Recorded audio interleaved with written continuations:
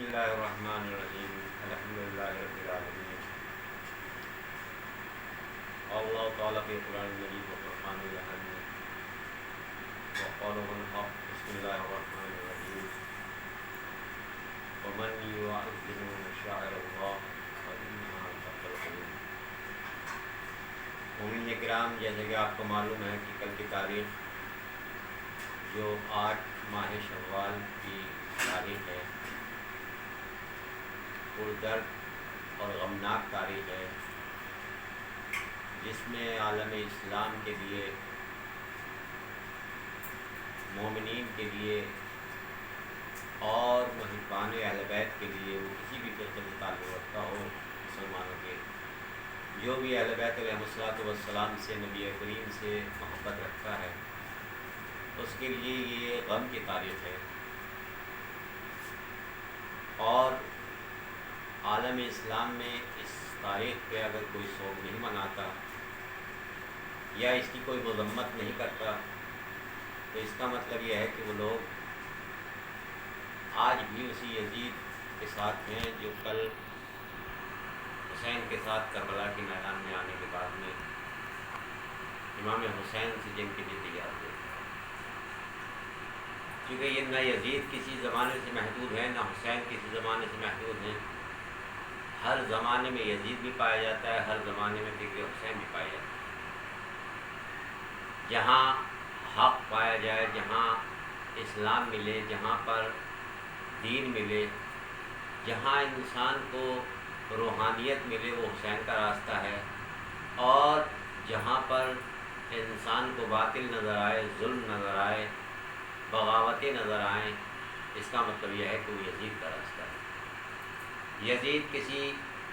شخصیت کا نام نہیں ہے، یزید کریکٹر کا نام ہے کہ جب ظلم حد سے بڑھ جاتا ہے، جب ظلم کی انتہا ہو جاتی ہے تو وہی یزیدیت میں تبدیل ہو جاتی ہے۔ تو لہٰذا یہ غمناک تاریخ جو آل سعود کے ہاتھ سے ائمہ علیہ الصلوۃ والسلام کے روزوں پر ہم نے یہ دیکھا ہے کہ قرآن مجید میں ارشاد ہوتا ہے ومن یعظم شعائر اللہ، جو اللہ کے شاعر کا جو ہے احترام کرتا ہے، فإنہا تقوی القلوب، تو ان کے دلوں میں جو ہے پروردگار کا تقوی موجود ہوتا ہے۔ یعنی احترام کرنا اللہ کی نشانیوں کا بہترین تقوی کا ذریعہ ہے۔ یہ قرآن مجید ہے، کوئی ہمارے گھر کی کتاب نہیں ہے، یہ اللہ کا کلام ہے۔ اور پروردگار عالم نے مختلف مثالیں دینے کے بعد میں ہمیں سمجھایا ہے کہ شاعر جو ہے وہ کسی ایک چیز سے مخصوص نہیں ہے۔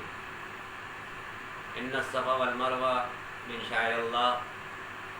یہ صفا اور مروہ پہ جو انسان جانے کے بعد حج میں صحیح کرتا ہے، اس پر دوڑ کرتا ہے، جو جناب حاجرہ سلام اللہ علیہ نے کیا تھا، اور تمام ہی مسلمان چاہے وہ کسی بھی فرقے سے تعلق رکھتا ہو، اگر حج کرنے جاتا ہے تو جانے کے بعد میں اس صفا اور مروہ پر جو ہے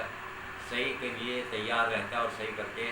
اپنے حج کو مکمل کرتا ہے۔ اگر کوئی انسان یہ کہے کہ یہ جناب حاجرہ کا عمل تھا لہذا میں کیوں انجام دوں، تو شاید اس کا جانا بیکار ہوگا اور اس کا حج قبول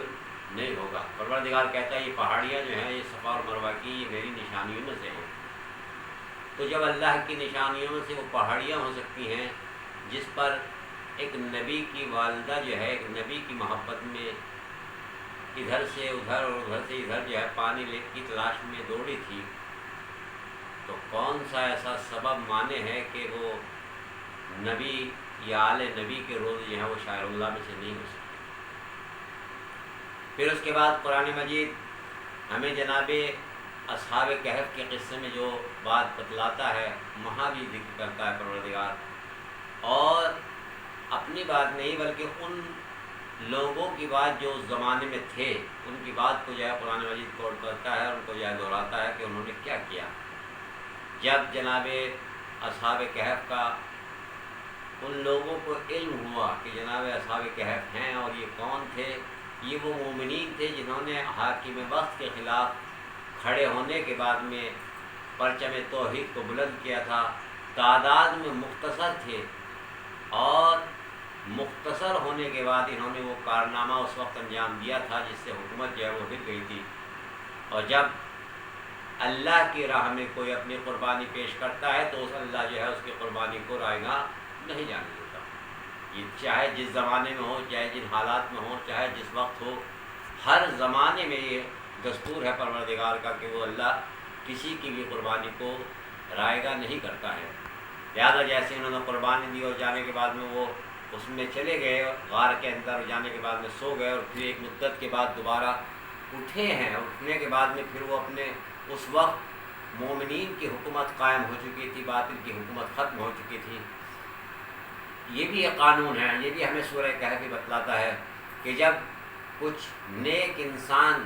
جن کی تعداد تو کم ہوتی ہے مگر ان کے خون اور ان کی جو ہے شہادت یا ان کا جو ہے اقدام کرنا ظالم حکومتوں کے خلاف ایک دن رنگ ضرور لاتا ہے. وہ اس وقت تعداد میں 4 5 6 7 جیسے قرآن میں جو ہے مختلف طریقے سے بیان کیا گیا ہے تھے، مگر ان کی اس قربانی نے اور ان کے اس جذبے نے قوم کے اندر یہ تحرک پیدا کیا کہ جہاں پر ایک بڑے بادشاہ کی حکومت تھی جو اپنے کو خدا کہلواتا تھا، چند دنوں میں وہ ختم ہو گئی اور وہی اسلامی حکومت جو ہے بنا دی گئی اور اسلامی حکومت بن گئی. اور یہ ہمارے امام حسین علیہ الصلوۃ والسلام کی کربلا سے بھی درس ملتا ہے کہ امام حسین علیہ الصلوۃ والسلام جب آئے ہیں تو ایک مختصر قافلے کے ساتھ آئے ہیں، مگر شہادت حسین کے بعد آپ دیکھیں کس طریقے سے حسین کے چاہنے والے اپنے گھروں سے نکلنے کے بعد وہی کوفی تھے کہ جنہوں نے باہر تو نہ نکلے، مگر جس وقت حسین کی شہادت ہو گئی تو ہر طرف ایک ہیجان تھا، ہر طرف ایک طوفان تھا کہ فرزند زہرا کو قتل کر دیا. اور وہی لوگ جو ہے طائب بننے کے بعد میں انہوں نے بنی امیہ کے تختے کو جو ہے الٹ دیا. تو لہٰذا یہ ہر دور میں رہا ہے، شہید کا خون جو ہے وہ رائے گاہ نہیں جاتا ہے. تو جو انسان اللہ کی راہ میں، تو جس وقت جناب کہف کا یہ علم ہوا اور وہ بستی کے اندر آئے اور پھر دوبارہ جا کے اس میں انہوں نے دعا کی اور جانے کے بعد سو گئے. اور سونے کے بعد جو ہیں ایک مرتبہ 2 قوموں کے درمیان جو ہے قرآن مجید کہتے ہیں کہ 2 قوموں کے آپ پڑھیں سورہ کہف کی تفسیر، اس میں یہ ہے کہ 2 قومیں جو ہیں یہ کہہ رہی تھی، ایک کہہ رہے تھے ہم اس پر جو ہے مثلا ایک مقام تعمیر کرتے ہیں، ہم جو ہے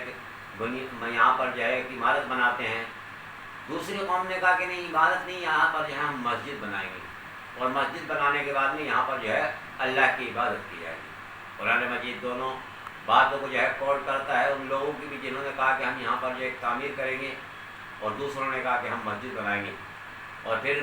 انہوں نے جو ہے مسجد بنائی کیونکہ مومنین کی جو ہے رد اس بات کو بھی نہیں کیا کہ تعمیر نہ بناؤ، تعمیر نہ کرو،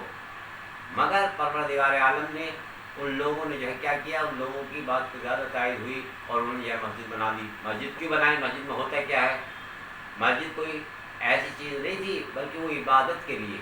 تو وہاں پر جو ہے اصحاب کہف سوئے ہوئے ہیں، ان کی جو ہے مسجد تیار کی گئی اور تیار کرنے کے بعد میں وہاں پر مومنین جو ہے عبادت کرنے کے لیے جاتے تھے اور عبادت کرتے تھے. اس کا مطلب یہ ہے کہ اگر اصحاب کہف کی محبت میں مومنین جو ہے مسجد بنا کر اس میں عبادت کریں تو پروردگار عالم کو یہ نہ شرک نظر آتا ہے اور نہ ہی پروردگار عالم اس کو منع کرتا ہے. تو جب اصحاب کہف کے قصے میں اور اصحاب کہف کی جو ہے ہسٹری میں یہ بات پائی جاتی ہے اور قرآن مجید اس بات کو کوٹ کرتا ہے کہ اصحاب کہف کے یہاں مسجد بنائی گئی اور مسجد بنانے کے بعد وہاں لوگ جو ہے عبادت کرتے رہے اور کسی کو برا نہیں لگا بلکہ یہ مذہب کی رسموں میں ہو گیا اور لوگ جاتے تھے اور تبرک حاصل کرتے تھے اور وہاں پر جو ہے عبادت کرتے تھے. تو اب ذرا سوچنے کا مقام ہے کہ اب پروردگار عالم اپنے نبی کے روزے کو جو ہے منہدم کرنے کا کسی کو کیا وہ شاعر اللہ میں سے نہیں ہے؟ ائمہ علیہ الصلوۃ والسلام کے جنہوں نے دین کی راہ میں اپنی قربانیاں دی ہوں، اصحاب کہف سے نکلنے کے بعد میں انہوں نے حاکم وقت کے سامنے احتجاج کرنے کے بعد میں اپنا احتجاج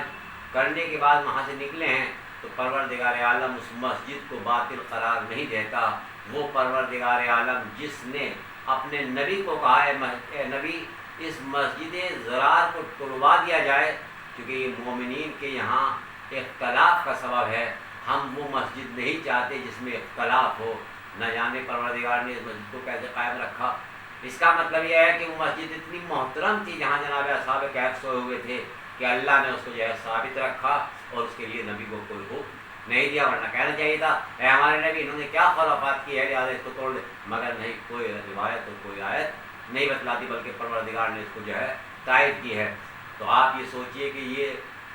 وہ موقع تھا کہ جب پروردگار نے اس مسجد کو باقی رکھا، تو ہمارے ائمہ کے روزے کس طرح باقی نہیں رہ سکتے۔ لہٰذا ہمیں چاہیے کہ ہم اپنا اس